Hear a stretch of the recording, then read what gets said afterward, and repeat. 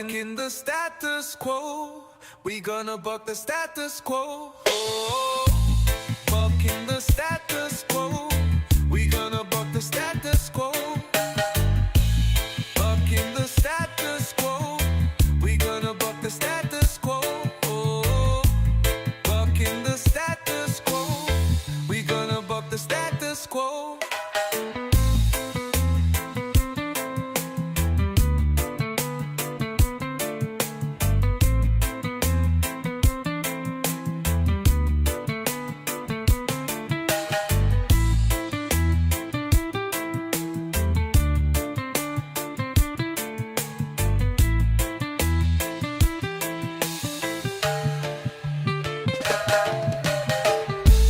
Bucking the status quo.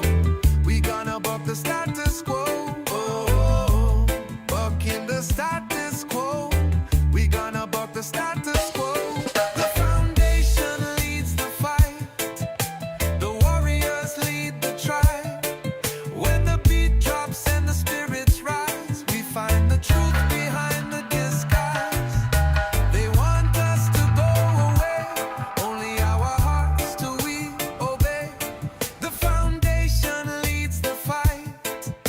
The warriors lead the tribe. When the beat drops and the spirits rise, we find the truth behind the disguise. They want us to go away, only our hearts do we obey. No ranks, no chains, just unity. One tribe, one light, one destiny. No ranks, no chains, just unity. One tribe, one light, one destiny. Bucking the status quo. We gonna buck the status quo. Oh, bucking the status quo. We gonna buck the status quo. Bucking the status quo. We gonna buck the status quo. Oh, bucking the status quo. We gonna buck the status quo.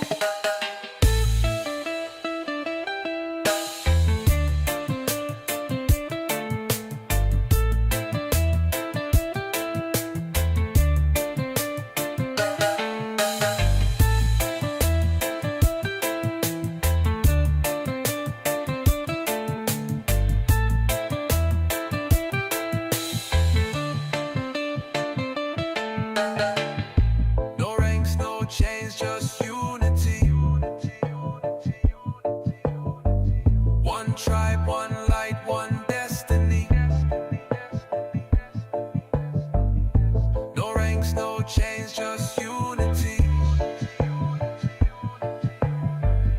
One tribe, one light, one destiny. Bucking the status quo. We gonna buck the status quo. Oh, bucking the status quo. We gonna buck the status quo. Bucking the status quo.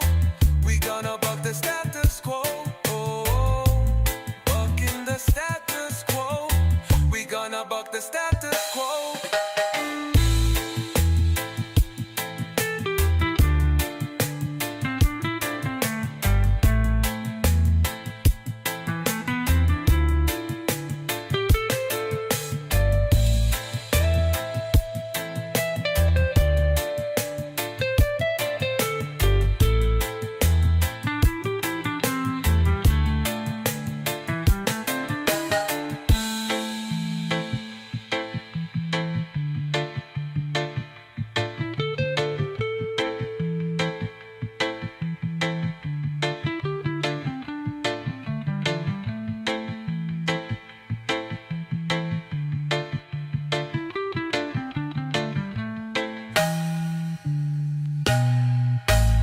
Bucking the status quo. We gonna buck the status quo. Oh, bucking the status quo. We gonna buck the status quo. Bucking the status quo. We gonna buck the status quo. Hey, welcome to everybody out there in IW land. We are so excited to have you with us. on this fantastic Friday the 13th. It's such a wonderful day here in St. Louis. It's actually gorgeous out. I am so happy. Of course, I'm Hugh from IW, and I am so pumped and excited to have Janae from Grunt Style Foundation, as well as Justin from Grunt Style Foundation, both with me on the show today. They came in special to do this episode, so I'm super excited about it. And I hope everybody had a great time last weekend at all the IW events that you all attended. I've been seeing a lot of cool stuff on social media from everything that's been happening. It's starting to warm up. They call this a false spring, which basically means it gets warm, then it gets cold again, and psychs you out. But whatever, I'll take it. So it's fantastic, and it's fantastic having these folks in town. I know Janae's been with Grunt Style Foundation now for coming upon a year and a half, maybe 2 years, and Justin just joined Grunt Style Foundation, so we'll get in a little bit into his background. But I wanted to start with Janae, and I wanted to jump into, I know that she was just with the VFW leadership out there testifying in front of Congress and supporting the VFW leadership as they laid out all their strategic priorities for the American veteran. And as a VFW member, and Janae as a VFW member, we both are very active, and we love how the VFW has been supporting IW and supporting Grunt Style Foundation and vice versa. We've got a great partnership. So I wanted to jump into talking about, what was your experience like out there in DC with those leaders, and what was the first event that you guys did when you were out there? We went right into Hill to meetings with the legislators. Oh, wow. So right when we got there, there were a few meetings up front, sessions, where Secretary Doug Collins came in and he talked to the crew there about some of his priorities. And then we all just took straight to the Hill and started having our meetings right away. The VFW is really good about ensuring that we have all of the information we need on the top priorities. And it was really nice to see that there was alignment in the Grunt Style Foundation priorities and the VFW priorities. And so that made it, really simple for us because we already are working these issues. And it seems like there's already been a pretty good partnership in being able to align those. So obviously the Major Richard Starr Act was one of the priorities, and the overprescribing was one. So we, on the first day, Texas VFW is who we went with. So every group kind of goes with their state, and then they go meet with their state legislators and they discuss the priorities, and you get to kind of share them with your own state legislators. And cool. So Mitch Fuller, who is our legislative chairman in Texas, he's actually national, but in Texas as well. And an IW board member. An IW board member. And an IW Silkies wearer. Yes. And, that's my favorite part about the Texas crew was we would go around to do the introductions.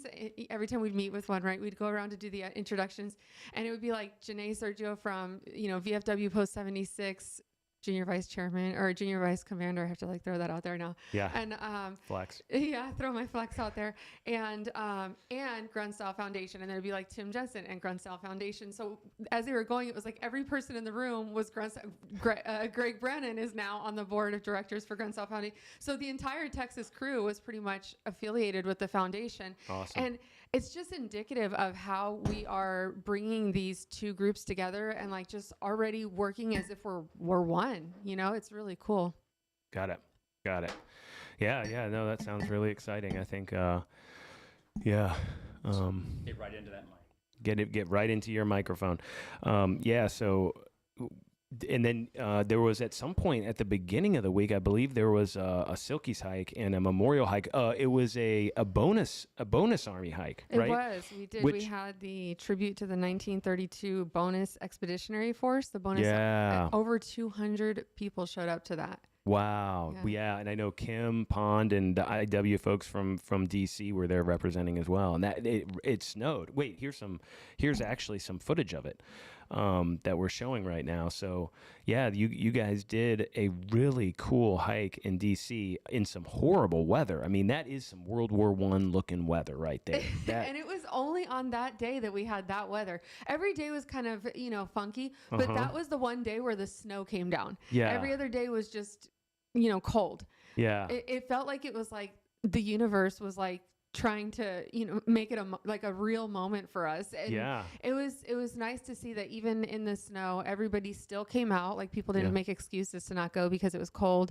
Everybody still came out. Everybody was really high energy, really, connecting with the story, and just really connecting with the fact that here we are kind of doing that same, march, right? Because we're trying to get the Major Richard Starr Act passed. We're trying to Yeah. get the overprescribing. So we're still doing this work. Yeah. And so it just made it feel so real. And there was a lot of camaraderie, right? Yeah. And many of us still found a way to wear our silkies. We just, improvised a little. I Yeah. had my big jacket on, and underneath there were silkies, Yeah. but we did do a good picture at the end where everybody showed that they had their silkies on. So it was nice. Great. Yeah. No, that's awesome. And I think it's awesome to show respect to the guys that were a part of the original bonus army after World War I, because those guys were trying to get their World War I benefits, and they got beaten and thrown out of Washington, D.C. And it's so cool to see our group being there honoring them, and nobody's trying to beat us or throw us out. You know what I mean?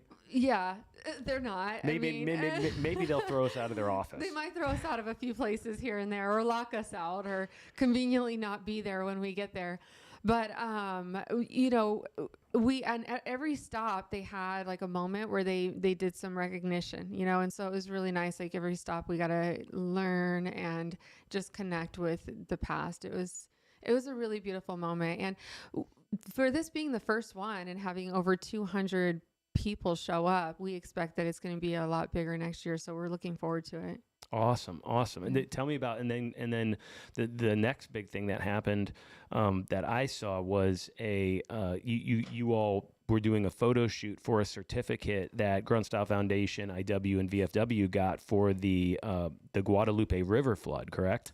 Yeah. So VFW and Grunt Style Foundation were actually issued a letter of commendation by President Trump for the work we did in the Texas floods. You were part of that. You came down. Yeah. Will came down. The crew here actually rented a truck and brought a bunch of supplies down from Missouri to Texas. And San Antonio IW. Yep. San Antonio IW was there. The Pink Berets stepped up and helped us out. Everybody came together. The VFWs, the American Legion, everybody came together and worked really well together. But what President Trump did issue the letter of commendation because the VFWs and Grunt Style Foundation did something really unique in that we recognized that there was a need for the supplies, but there wasn't a capacity to hold them. And so people were coming into town, and it's a very small town, and you remember, tiny town, and there's nowhere to put all these supplies, but they were going to be needed. Mm-hmm. So we didn't want to turn them away. Mm-hmm. So we were like, you know what, let's go ahead and set up holding centers at the different VFWs because they have the space. And then as they're needed, so we had a whole logistics setup. And the VFW auxiliary was massive there. They were helping me distribute, and we were taking in goods, stacking them, and then families were coming in and saying, hey, I need 2 shovels, I need a dehumidifier, I need whatever. And then we were able to put that together for them. Yeah, it was amazing. And VFW Post 76 opened up their doors, and they hosted supplies there. Mm-hmm. Or held supplies there. And so what we did was we essentially set like a new standard of how we will respond to these disasters nationwide, because we can remember we have chapters throughout the nation for IW, and then the VFWs are out throughout the nation. So this is an opportunity for us to be able to do these collaborations and work together and be there first on the scene, right there. Before everybody else gets in, we're already able to start setting up logistics and training. So now we have a CERT team as well. Yeah. So we had that presented to us at the VFW conference. It was Corey Geisler, I always say his name wrong. He actually presented it to us, and it was really cool. It was a cool experience. It was nice to have everybody there together, receiving it. Wish you had been there because you were a big part of it as well. But it was just nice to have everybody there receiving that and taking that moment just to remember the collaboration that we have between the two organizations. Absolutely. Yeah. I mean, it was cool to see that in the halls of the great buildings. And and then the next thing was the VFW commander, Carol, gave her testimony to tell us a little bit about that, because it felt like we were all one big organization. Wow. The standing room only, out the doors. Like, the room was packed. And It's really special with her being the first female commander of the VFW. Yeah. It's you just never know how it's going to be received, right? If people are going to actually be there and be super support, like especially, for me, it was monumental. I couldn't believe I got to be in that room. I was like so excited, but like, you just never know if people are going to be like, oh, here we go, or if they're going to actually support her. But like, upstanding support. I mean, everybody Wonderful. was there. They were so proud to have her in the lead. And I'm going to say it. I think it's really beautiful how she maintains like her feminine grace in the way she leads. I think that's a very beautiful thing. She doesn't feel like she has to like morph and mold into something that she's not. She is her authentic self. Yeah. And because of that, she actually brings, it brings a different type of voice, but it's very well received. And she just did phenomenal. There was a really powerful moment where she asked everybody who had been affected by veteran suicide to stand up, and almost everyone in the room stood up. It was just, it was indicative of this fight that we're in. We have a clip of that. Oh, great. Yeah, let's roll it. Honoring the contract also requires urgent action on veteran suicide. If you are a veteran, family member, caregiver, or survivor whose life has been affected by veteran suicide, please stand if you are able. Wow. So powerful. Members of the committee, this is the scope of the challenge before us. Many veterans seeking mental health care are prescribed psychiatric medications, including some that carry the strongest FDA warnings for risk, such as suicidal thoughts and behaviors. Veterans must be fully informed and actively engaged in their treatment decisions. After leaving the Air Force, veteran Derek Blumke from Michigan was placed on multiple central nervous system medications by the VA, ultimately cycling through a medication cocktail that required a painful year-long withdrawal. This underscores the problem with uninformed psychiatric care. We must do better. Congress should require written informed consent for all VA-prescribed psychiatric medications. I mean, yeah. The fact that we have to ask to be informed of what the side effects are of what we're being told to go take for the rest of our lives, I mean, mind blown. It's the most basic thing. And Secretary Collins could make that change today. And he knows he's heard from us. He's seen the information put out. We've shared it. We've actually gone to the VA and we've educated the VA on what we know. They know the problem. Why aren't they just making the process change? Why aren't they just changing it right there? Why do we have to go through the legislative channels in order for this to happen? The same way that he used that pen stroke in order to, Reverse that. Yeah. The same way he did that, he could do that for this. And instead, we have to go through the legislative channels, which could take anywhere from 8 to 10 years. So think about that. He's choosing to ignore it. Yeah. And 22 veterans a day.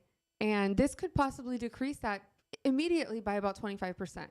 And you have 22 veterans a day. Why are we not making that change? And so it was really powerful to see, Commander Whitmore up there sharing this information. Derek Blumke, who is our legislative fellow for Grunt Foundation, who's been leading the charge for the war cry for change, finally being able to see that there's real change happening and that we were able to get that information on a grand scale. And here's what I'm going to tell you about that, Hugh, and not to take away from her testimony, because I want to kind of go back and talk a little bit about how amazing that was. But what we're kind of realizing is that now, because we can't get this change as quickly as it needs to happen, what we need to do is we need to educate the patient. We need to educate the veteran and make sure that they are able to advocate for themselves. Yeah, empowerment, Exactly. which I mean, nobody discusses that. No. When you start interacting with the military or you start interacting with the healthcare system, nobody's talking about empowerment. Nobody is talking about empowerment. And so, yes, that needs to be a part of the conversation. You are the project manager of your own healing journey, right? Since when did that stop? Yeah. Why are we just who knows blindly you better? following what people tell us to do? Yeah, I mean, nobody knows you and your body and your psyche and your soul better than you. And for some reason, we don't even think that way anymore. It's absolutely mind-boggling. But Yeah, thank you for walking us through that Carol testimony. That's fantastic. She's incredible. You She's know- my hero. What's hilarious is when I was watching her do that, I was like, I think you're going to do that someday. Oh man, she wants that too. I think everybody's like, I see you in that seat, and I'm like, Yeah. I've been with the VFW for less than a year and already elected as the junior vice commander of VFW Post 6, which is the oldest Post 76, excuse me, which is the oldest post in Texas. Yeah. So I'm honored. Like I love it. I love Yeah. the work. I mean, it's amazing. I love the community. So I'm who knows. And the VFW loves new energy. So anybody in the IW community that is VFW eligible, I strongly recommend they get involved because it gives you a home base, you know, and it gives you a place to have access to so many helpful resources. Like the VFW auxiliary helps with a lot of our events, you know, with meals and things like that. So those folks in the auxiliary know how to do event, meal, prep, and execution phenomenally. And what do? We put on like the most fun events in the veteran community to pull people out of isolation, you know? So yeah. And speaking of fun events, let's talk about Nashville. I know you just announced a Grunt Style Foundation concert series that's coming up, right? Yeah, I'm so excited about that. So there's a band called Velvet Rodeo. They did a song on HBOT, the hyperbaric chamber, which Really? and that's a healing modality. Have you tried Yeah. HBOT yet? Yeah, no, Yeah. At Grit Camp, when at IW Grit Camp, everybody has to do HBOT, yeah. Yeah. So, that's awesome. I want to hear about Grit Camp, by the way. Yeah. HBOT, so they did a song on HBOT and they offered to do a charity event benefiting the Grunt Style Foundation because it is one of the healing modalities that we offer. Wow, cool. So we're really excited on Memorial Day, May 25th at the Nashville Palace. We're going to be having a concert that's going to benefit Grunt Style Foundation, a huge event. It's going to be massive. We love Nashville. We have a huge presence there. We have a lot of community partners there. I mean, it's a military supporter town, and there's so many veterans in that region that are going to be able to benefit. So I hope Tennessee as a state Yeah. supports veterans. It's amazing. And so we're really excited to bring the work up there and to just get together and to have this concert and to raise awareness about this modality, which is one that we're working really hard to get the VA to start offering to our veterans, because HBOT, you know, it's really about that physical pain, kind of being able to get people through that so that they can move into the mental health work, right? But they got to get through the physical pain first. And so having that modality available to them is important to us. So I'm so excited. So May 25th, it's already, the RSVP link is already out there. Get in there and sign up while you can. It's limited seats, and we want to see everybody there. So it's a worthy trip to take if you're not in the Nashville area as well. And IW has a fantastic Nashville community. Bunch of awesome leaders there. There's one more thing. We have a party bus that was dedicated to supporting the Grunt Style Foundation that's actually in Nashville.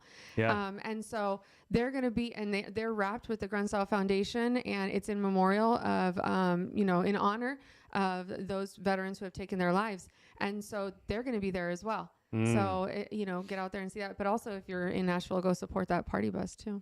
Absolutely. Yeah. That sounds like a blast. We all need to put it on our calendar. What other public speaking have you been up to? I know you've been getting around. I know you've been hitting some bases and doing some different things and talking about your book and meeting a lot of new people. Any cool stories from the road? Any cool stuff going on? It's been a wild ride. It's been amazing to get out and spread the message. Like I said, the work that we're doing, we're at the point now where we have to educate the patient. We have to educate the veteran. And so being invited onto these bases and given the opportunity, especially for military members who are getting ready to transition. I'll tell you, when I transitioned out of the military, I had anxiety and I had a full-on panic attack and ended up getting prescribed Zoloft to deal with that. And if I had taken that, it would have put me in like a lethargic state, disassociated state. And I wouldn't have been able. I took it for a long time and it numbed me out. I was a very good zombie. And it would have affected my transition. It would have like halted my transition. And so being able to talk to those military members before they get out and make them aware of it, so that as they're getting ready to transition, they know, listen, I just got to work through these hard times. I don't have to get put on medication. So I was up at Hill Air Force Base in Salt Lake City, Utah. I loved seeing how that community came together. It was over 50 community partners that came together. I think there was a couple hundred people that showed up, and the commissioner was there, the mayor was there, very supportive, very in tune with the veteran community there, and it was geared around raising awareness for veteran suicide. And I got up and I was the keynote speaker, so I spoke first, and I shared, the work that we're doing with War Cry for Change and the overprescribing. And following me was the mayor and the Layton city mayor. And she gets up on stage, and I think she just completely scratched her speech because she was like so moved by that story. And it actually brought up a memory for her that she thought, you know what, this is the moment where I need to share this memory. And Perfect. that's the important thing about speaking, is you just never know who needs to hear what you're going to say. And so she got up and she just completely changed her speech and just shared this really impactful story of an experience that she had when she was younger, where she almost lost her life because her roommate committed suicide in the house, in the basement, with the car running. And the carbon monoxide leaked up to her room as well. Whoa. And so somebody woke her up in the middle of the night. Her phone was just ringing off the hook and she couldn't wake up to it. She was already like under. And finally she was able to muster up the energy, and she went down and she ended up finding her roommate. And so she shared that story. I think it's just been with her for a long time, and she was able to finally share that story. So Salt Lake City, we had IW there. Wonderful. They were there, getting to see how IW is working with the community. Amazing experience over there. And then just came back from Fort Hood. Oh, cool. Another great experience. They were hosting a women's event of women Cool. veterans, and so got to share the story there.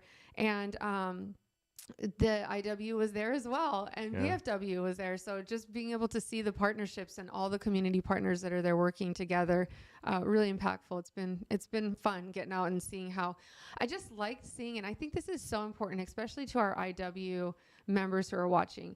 I just want to continue to point out that, like, it is up to us to stay on top of what is going on in our communities, and to be the advocates and to be the voices, because the Tims, the Janaes, the Hughes, we can't be in every single city, but if you have a chapter there, or you're in that location, keep on top of what's going on, because there's bills that are being passed that are affecting you and you don't even know it, but you're the voice. You're the person that could be out there doing these things. You don't have to wait for someone. You don't need permission. Just go do it.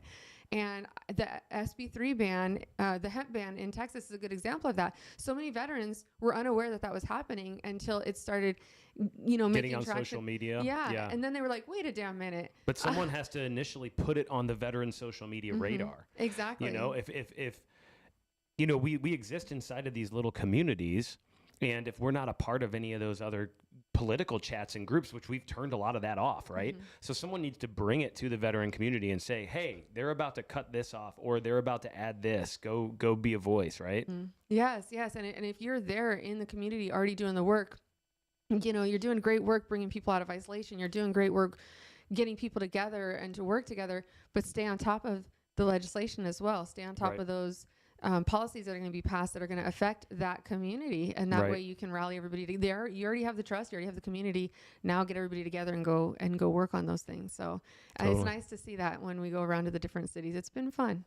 Absolutely. Yeah. And when you think about bringing people out of isolation, the best part about me working for IW and working for the foundation is that Reverend Warriors is the arm of the foundation that is, we are bringing people struggling with mental health, making them feel safe to come out of isolation, come to our fun events where we're going to have dark humor, where we're going to have dark jokes and tell dark stories, and we're all going to laugh and we're not going to judge each other. And we get to rebuild our tribe, rebuild those friendships, rebuild that lost sense of platoon that I was missing so much when I got out. And then to your point about getting into your body and once you kind of come out of isolation and you're talking with others about healing and you're starting to open up to more healing opportunities, and you feel safe because you now have your tribe and you now have a group of people that are supporting you and understand where you're coming from, then the next step is getting into your body.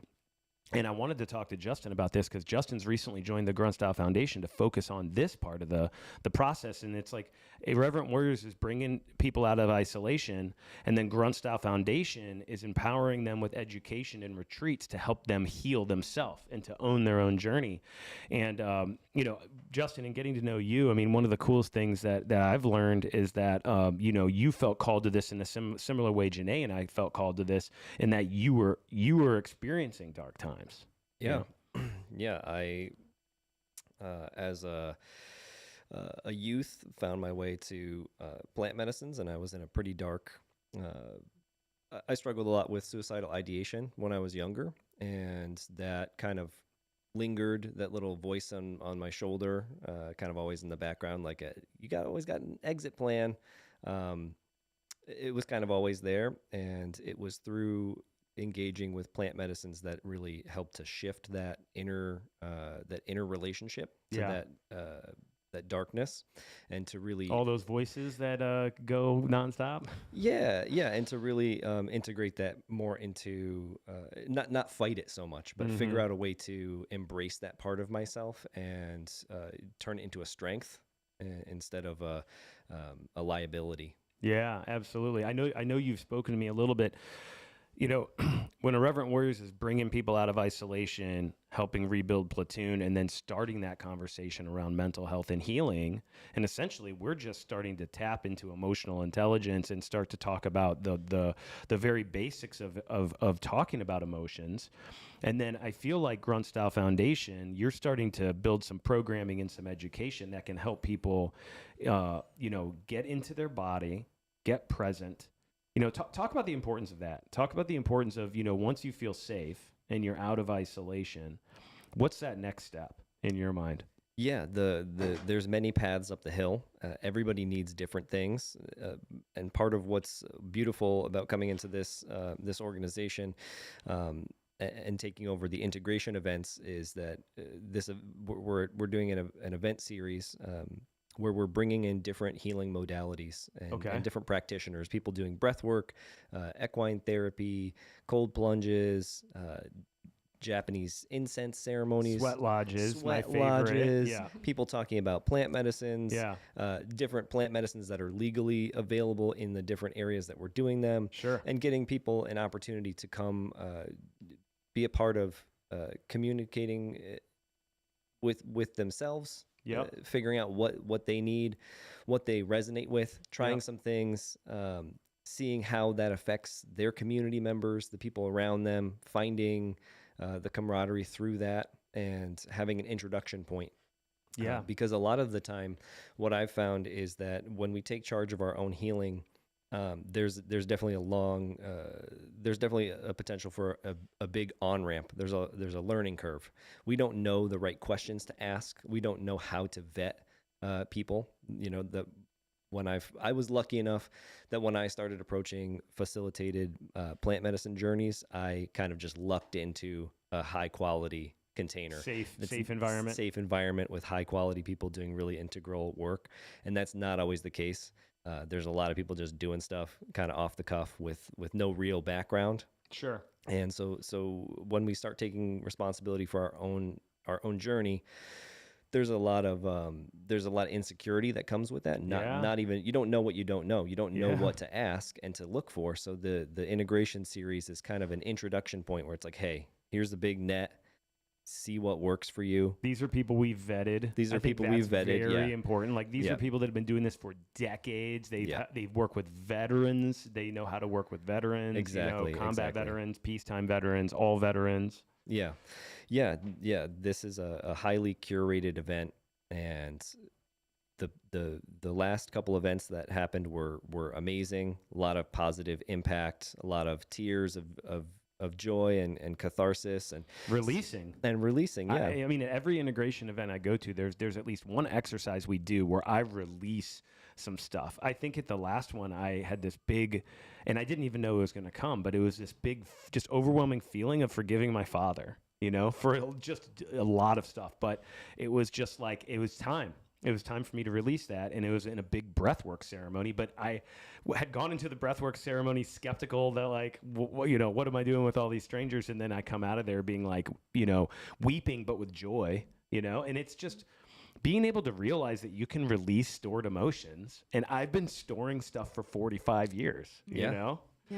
Yeah. It's amazing. There are no silver bullets within the aspects of approaching healing. Healing is a path that we're on. We don't ever really get to a destination point where we're like, done. We can pause. There's always more stuff to work on. But it's really important that we, kind of temper our expectations, because a lot of times we think, hey, maybe this is not going to be for me. This experience is not going to be for me, or what am I going to get out of it? Or I want to get this specific thing. I want to heal my childhood trauma, whatever the thing is. And a lot of the times healing takes a circuitous path. There are other things often in our way that we don't even understand that need to go first before we can address some things in our life. Say more. You're talking about me. Yeah, a lot of the times we want to go, for the high sensation stuff. We think we want to go for, we want to get the nugget. We want to get the stone. And the gold at the end of the rainbow. The gold at the end of the rainbow, exactly. And a lot of the times there's, tending the garden that needs to happen first. There needs to be some weeding and some fertilizing and things before things can really bloom in a way that's going to be able to actually be sustainably integrated, instead of just another peak experience that's a thing that you come down from. And then there's not a way to actually integrate that. So this integration series, we're doing an event in St. Louis area. Yep. September 18th through the 20th. Yep. And anybody from IW that is looking for a scholarship, you can apply. Just email info@irreverentwarriors.com.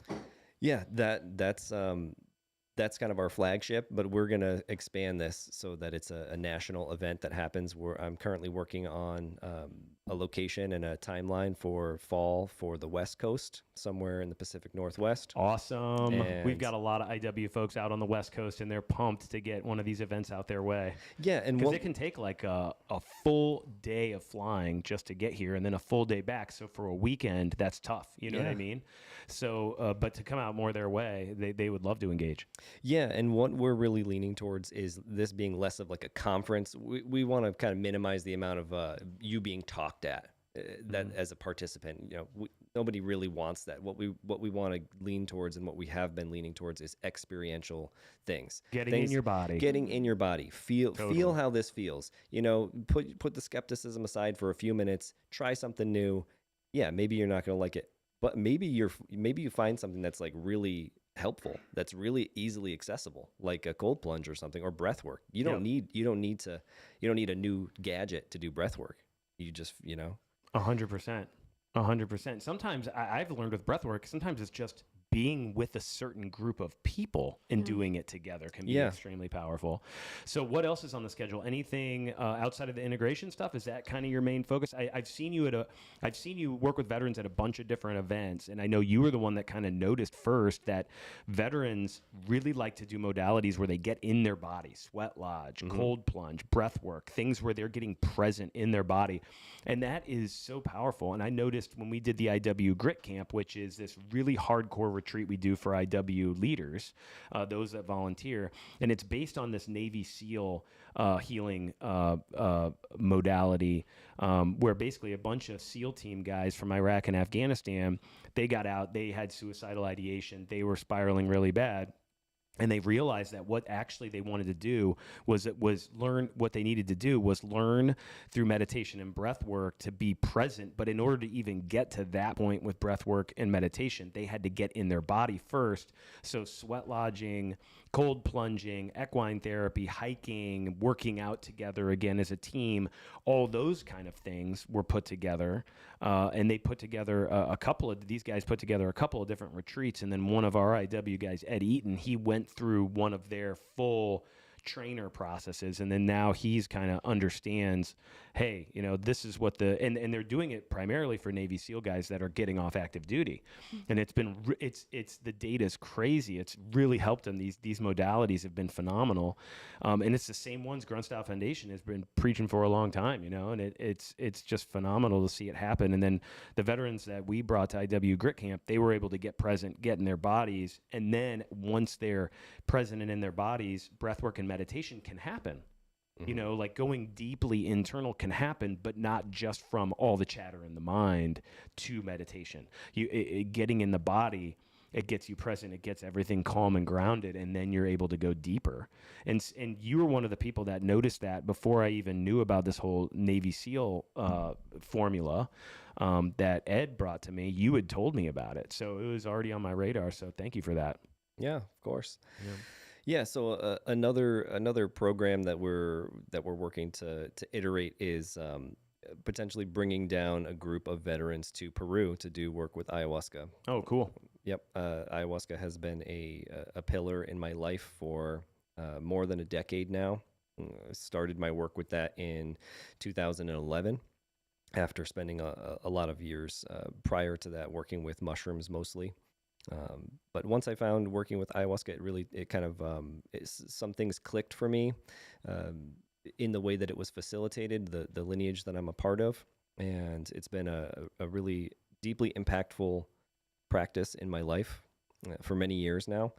And it's something that I like to share with other people when I can. And we're working in Peru. This is a legal thing. This is a heritage, a national medicine that's down there that's been used for thousands of years before written history. 10,000 years, right? Before written history. And it's deeply impacted the culture down there. So to be able to bring veterans down and be in the environment where these practices were, you know, developed over thousands of years is deeply impactful. I spent a lot of time in Peru working with my teacher down there, and there's just amazing archaeological sites. You know, the whole of Peru at some point had been basically terraced, all the mountains and things, and they just don't have enough money to excavate all of the things. So you just see, you know, there's Machu Picchu and there's a handful of other main ones that maybe people know about, but the whole of the country is just littered with amazing architecture that's just mind-bending and a deeply vibrant culture. And to be able to introduce veterans to a safe container down there, to do this deeper healing work in a legal environment, you know, that I think that's appealing in a lot of ways, and we're going to intersperse that with some cultural experiences, some outings. So there'll be an internal journey aspect to this that also includes these other integrative tools, breath work, sweat lodge, cold plunges, things like that. Getting in your body, getting present. Yeah, Tai Chi, yoga. There'll be opportunities during this to have these other integrative practices to bring home after these kind of deeper plant medicine works. And then there'll be some external, sigsightseeing and going and just being in profound nature and being in connection with these ancient kind of ruins. It can really shift internal perspectives a lot. I think a lot of the time, at least in my experience, when I have been very dark and depressed and suicidal, I get really myopic. I get really strong tunnel vision, and I can't kind of see the forest for the trees. Yeah, it's like for me, it's like I'm stuck in a loop, a mental loop of this reality that later I find out isn't even true. I've created this false reality of negative things that are about to happen or did happen even worse than they actually did, right? Yep. Yeah. So the opportunity to go down and do this kind of deep healing work with ayahuasca that can help to rewire the brain and increase the neuroplasticity that they're showing from ayahuasca, ibogaine, some of these other studies, they're showing this neuroplasticity where folks are truly, their brains are really being rewired from more negative thoughts to more positive thought patterns. It's like hope it's like they're learning hope. It's really, really crazy. Yeah, and to introduce that on a foundational biological level, and then to experience an external representation of that, this expanded the wonder coming into awe. A lot of times when we think we know what's going to happen, I think that's when we get into these loops, these negative feedback loops, because we assume that we know what is going to happen, and that's kind of it lends itself towards potential negativity. But when we experience awe is when we kind of surrender to the possibility of, I actually, maybe things are going to be good. Maybe I don't know what's going to happen. Maybe I don't know the history of even my own healing and what that looked like and why those things happened in my life that needed to get to this point for me. Yeah, I mean, getting present is like a lot of that is, hey, I have this expectation, I have this assumption, I have this jump to conclusions. That's where the loop I end up in. And when I come back to present and get in my body, I'm like, is any of that even true? Or is this just stuff that my imagination is making up because it's the fight or flight. It's the fear circuit of, to survive, I need to run away from the tiger. Where are the tigers? Let's constantly obsess about tigers. And it's like, but there's no tigers right now. So let's just chill out. You're just creating these scenarios that are going to happen that probably never will happen, but and then you start reacting to them. And you start making changes in your life as a result. I mean, I haven't had an opportunity to share this very often, but ayahuasca changed my life. I was able to go down and experience it last year. And, we hear a lot about these modalities, the psychedelic modalities in the special forces community. And they've gotten a lot of scholarships, and they've really helped pave the way for this to be a conversation that is acceptable in our community. But for myself, as, a military sexual trauma survivor, there's a whole different type of trauma that I've been having to deal with and live with. And for several years, I thought that I was healing by helping others. I thought that I was using my social media platforms in order to help others, and I was exposing all these things that were happening in the military.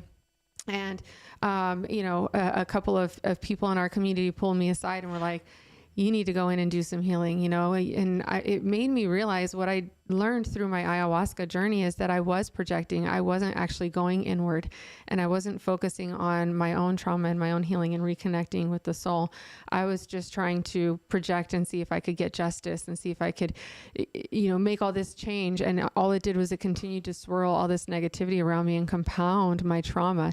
So it completely changed my life. And there's a lot of veterans who have experienced, military sexual trauma, institutional betrayal, other types of traumas in the military, or even traumas before the military that the military just compounded when they came in. And that's something that the VA doesn't necessarily address, right? They don't address the trauma that was pre-existing because the veteran's afraid to talk about that because then they won't get their rating. So just really looking forward to being able to bring more people who are interested and ready into the ayahuasca journey by going down to this Peru experience. And it's something that we're getting ready to put on this year. So did you want to kind of tell the details of when we're looking at putting it on? Yeah, we're looking at potentially 2 windows. We're looking at a kind of more of an open invite in August, so later summer, and then we're looking at a first iteration in June, bringing team and potentially some select few people down to kind of do a test run of the international Peruvian veteran ordeal. I know that Grunt Styles worked bringing down other groups to other South American countries, so this isn't by any means a first rodeo, and it's not my first time in Peru, but that's kind of what we're looking at as far as timelines. A June cohort, and then August will be a little bit more open, potentially do 2 back-to-backs. And that's why it's important that we take our group down there first. Like you said, we got to create that safe container, because there are people who are doing things in a way that could be destructive. And so we want to make sure that what we're introducing people to, we have tested, and we've gone down and we've made sure we run through all of the risk analysis before we start bringing people down there. And so the first one that we're doing, we're bringing a smaller group so that we can just check it out, make sure everything is good, make sure it is that safe container. So when we bring those veterans down to heal, they actually get what they're there for. Love it. Fantastic. Yeah, I'll look forward to that. I would love an opportunity to travel to Peru. And speaking of upcoming events, let's talk about some of the upcoming events for Irreverent Warriors. We've got this weekend. If you're anywhere out near or drivable from Tucson, you should totally check out the Silkies hike we have going on in Tucson. We also have Knoxville has a wellness event all weekend long in Knoxville, Tennessee. On March 28th, we've got Jax Beach, Florida. If you're interested in getting some warm weather and some beach, we've got New Braunfels, Texas, which is in your area, right there in San Antonio. So if you're in southern Texas, hit up New Braunfels, Texas, Silkies hike on March 28th. And then the Washington, D.C., if you're in the East Coast area, Washington, D.C. has their fantastic night hike, which is coupled with the Cherry Blossom Festival, and that's fantastic. It starts at the Lincoln Memorial. It's really cool going to all the memorials at night with the glow sticks and all that. So that's really a blast, and that's what we have coming up on the IW side. So thank you so much, Justin and Janae, for coming out to the podcast. We're so honored to have you guys on. I love working with you guys all the time, every day on Zoom, but it's different to have everybody in the same room, so I really appreciate it. Thank you. Thanks. Great to be here. It's nice to see everybody's fresh faces, too. Yeah. All right, thanks. Peace out to everybody in IW land. Have a great weekend and be safe.